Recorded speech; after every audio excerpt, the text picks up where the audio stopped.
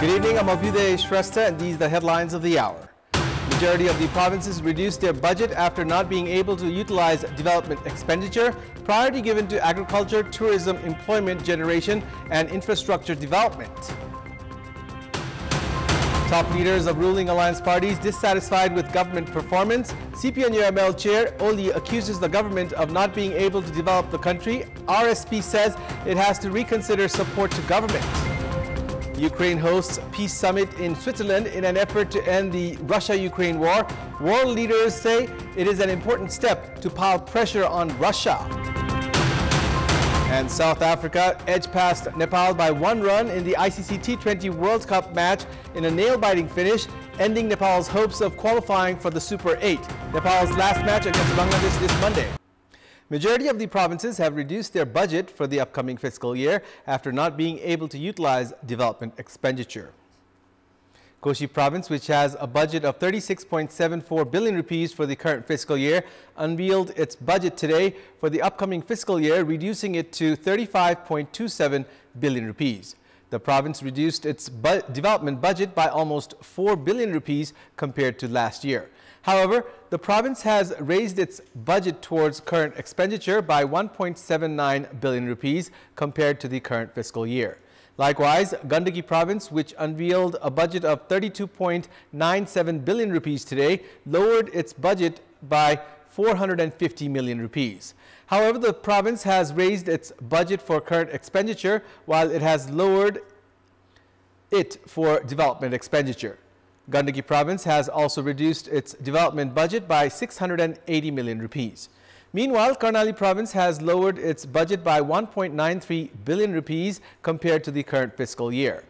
The province has lowered its budget for current expenditure by 1.43 billion rupees and development expenditure by 820 million rupees. Likewise, Lumini province has reduced its total budget. However, it has raised its budget for development expenditure by 1.33 billion rupees. The province has lowered its budget for current expenditure by 2.36 billion rupees.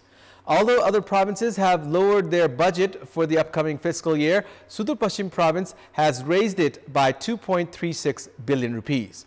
The province has increased its budget for development expenditure by 330 million rupees and for current expenditure by 2.11 billion rupees.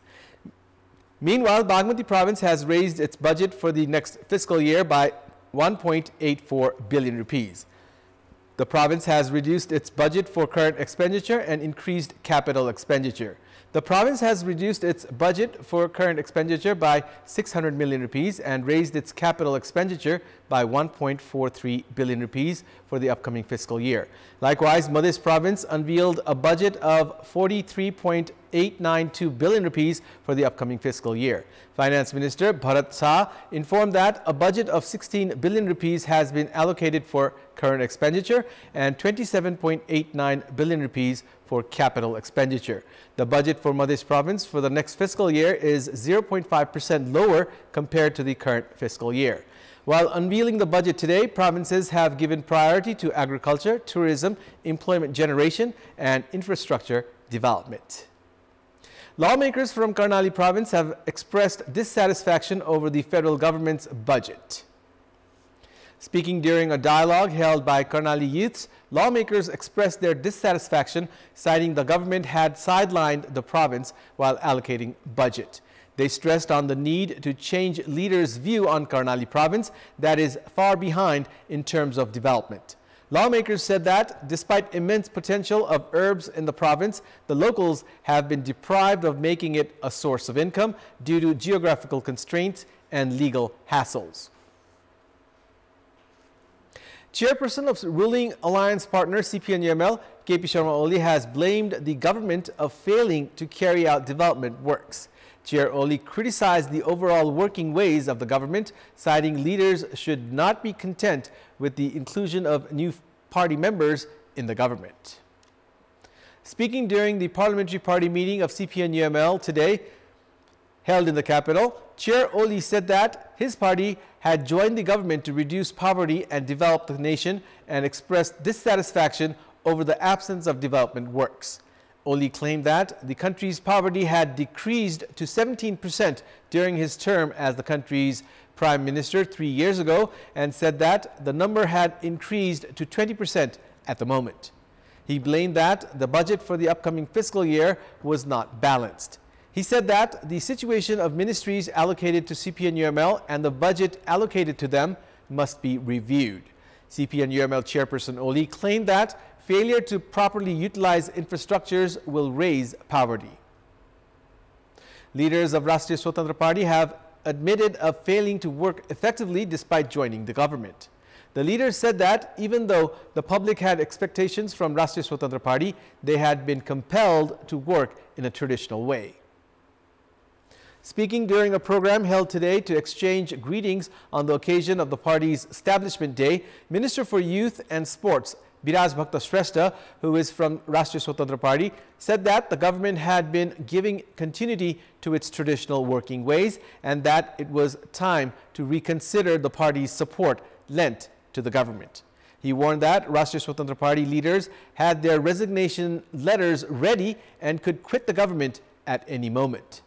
Rashtriya Swatantra Party chairperson as well as Deputy Prime Minister and Home Minister Ravi Lamichhane said that lack of negative developments in the country must be considered positive at the moment. He said that Rashtriya Swatantra Party had not done anything against national interest in the 100 days since joining the government, but admitted that they have failed to uplift the living standard of the general public. Rashtriya Swatantra Party Vice Chairperson Swarnim Wagle stressed on the difficulty in reaching the lower level community due to the weakness of the union.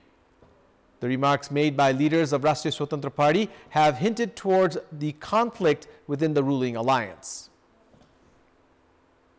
It's now time for our segment Public Pulse, where you text us with your opinion. Public Pulse. But before that, let's take a look at the results from yesterday's poll. Yesterday, we had asked you, why do you think Prime Minister Pushpa Kamal Dahal has not informed the Parliament about his India visit and rather shared of the visit's developments outside? 21% voted for A, ignoring the Parliament, 54% for B, nothing concrete to share, and 25% for C, fear of being criticized. And here's today's question. Why are main ruling parties dissatisfied with the government? Your options are A, to put pressure on the Prime Minister, B, government's weak performance, and C, dispute within alliance. The voting is on. Type NEWS, select your option A, B, or C, and send it to 34001 to share your opinion with us. Nepal has the potential for tourism in terms of religious, cultural, and natural aspects. However, the government has failed to construct required infrastructures and promote the nation. The government that claims that economic prosperity can be achieved through tourism makes no effort in promoting them. Amid the government's disregard, the private sector has organized Tourism Expo in the country for the first time. The international level Tourism Expo has been organized in the historical city of Kathmandu. 122 stalls of 16 different countries have been set up for the expo. Government officials as well as business persons used to go for foreign visits to participate in such expos. Meanwhile, tourism entrepreneurs of different countries have been drawn to Nepal this time around. Various stalls of Bhutan, Malaysia, Singapore, Bangladesh, Thailand, Taiwan, and India, among other countries, have been set up. Likewise, cable car, bungee jumping, paragliding, among other adventure tourism businesses, as well as resorts and five-star hotels from the hospitality sector have participated in the expo. In the meantime, tourism entrepreneurs have been elated as the international level expo has been organized in Nepal. They have expressed confidence that this will contribute in building partnerships with foreign tourism entrepreneurs and increase tourists in Nepal. The federal government has made no contributions in this expo, which has been organized with the support of Kathmandu metropolis. Cultural dances, delicacies, and handicrafts are the highlights of the metropolis's stall. Tourism entrepreneurs who have participated in the program have also expressed confidence that this will help promote tourism of all the participating countries. Around 1.1 million people are directly and indirectly employed in the country's tourism sector, where billions of rupees is invested. And it's time now for the international update.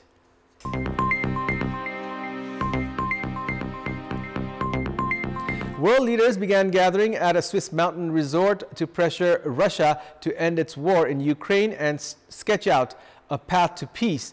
But notable absences such as China will blunt the summit's potential impact. Dozens of Ukraine's allies are taking part in the talks, but Beijing is staying away after Russia was frozen out of proceedings on the grounds it had dismissed the event as a waste of time and had no interest in attending. China's absence has dimmed hopes the summit would show Russia as globally isolated, while recent military reverses have put Kyiv on the back foot. The war in Gaza between Israel and Hamas has also diverted the world's attention from Ukraine. U.S. President Joe Biden has sent Vice President Kamala Harris to represent him. The talks are expected to focus on broader concerns triggered by the war, such as food and nuclear security and freedom of navigation, and a draft of the final declaration identifies Russia as the aggressor.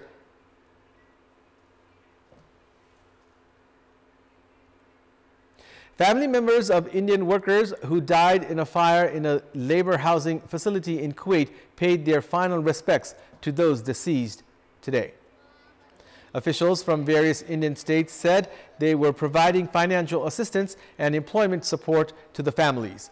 An electrical short circuit is likely to have caused the fire in a housing facility in Mangaf, a coastal city south of the capital, Kuwait City, last Wednesday. The Indian workers were among the 49 people who perished. Further 33 are being treated in hospitals. Sports news.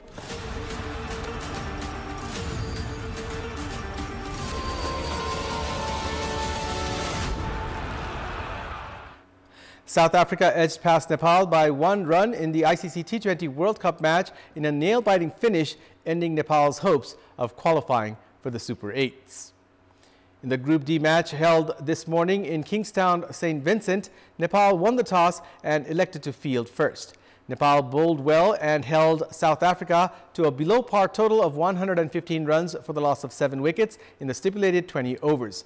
Chasing a victory target of 116 runs, Nepal needed 8 runs off the last over and 2 runs off the last ball. Nepal fell short of the target of 116 runs given by South Africa after Gulshan Jha was run out off the last ball. The Proteas had been unbeaten in the tournament so far as they won all 3 of their games, while Nepal were seeking their first win, having lost to the Netherlands, with their second game against Sri Lanka being washed out due to rain. Reza Hendricks top scored for South Africa with 43 runs off 49 balls, while Tristan Stubbs contributed a quick fire towards the end of the innings. Kushal Bhurtel was the pick of the Nepali bowlers, grabbing 4 wickets and conceding only 19 runs in his 4 overs. Dipendra Singh Airi also impressed, claiming 3 wickets for 21 runs in his 4 overs. Chasing a victory target of 116 runs, Nepal managed to score 114 runs, losing 7 wickets. Asif Sheikh was the leading scorer for Nepal with 42 runs, followed by Anil Shah with 27. Tabraiz Shamsi was the pick of the South African bowlers with 4 wickets. Enrich Notje and Aiden Markram also claimed a wicket each in South Africa's win. Nepal are up against Bangladesh this Monday in their last match of the T20 World Cup 2024. South Africa have already reached the Super 8, topping Group D. In our Public Voice segment today, we have asked people in several provinces regarding their take on the national cricket team's performance so far in the T20 World Cup. Let's take a look at what they had to say.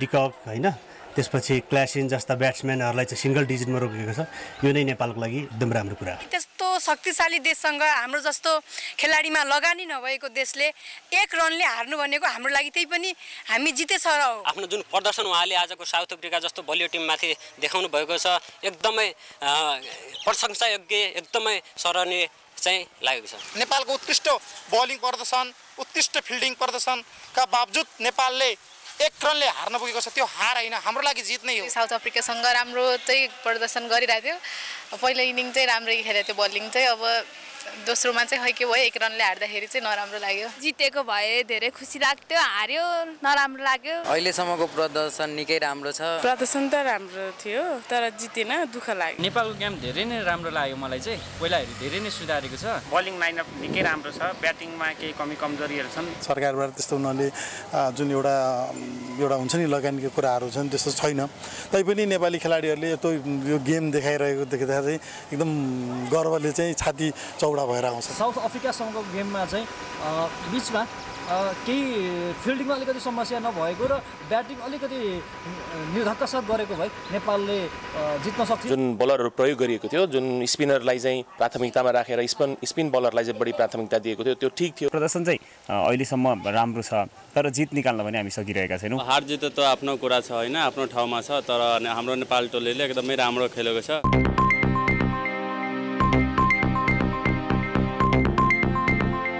New Zealand thumped Uganda by 9 wickets to register their first win in the T20 World Cup 2024.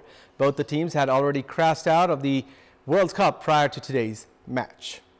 In the Group C match played at the Brian Lara Stadium in Tarouba, Trinidad this morning, Uganda were put to bat first and were bowled out in 18.4 overs for a paltry total of 40 runs. Uganda had a disastrous start as 5 wickets were down when only 15 runs were on the board in 7.5 overs. Uganda kept losing wickets at regular intervals and were finally bowled out for 40 runs.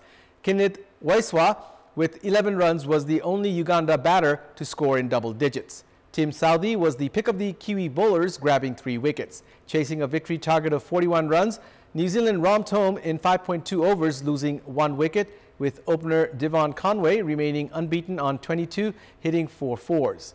The harrowing defeat meant the end of Uganda's campaign, while New Zealand got off the mark in terms of points in Group C. Raizat Ali Shah was the only Uganda bowler to pick up a wicket. Afghanistan and West Indies advanced to the Super 8 from Group C. Meanwhile, tonight's Group D match between India and Canada has been abandoned due to rain. That's all for the moment. Thank you for watching. Good night.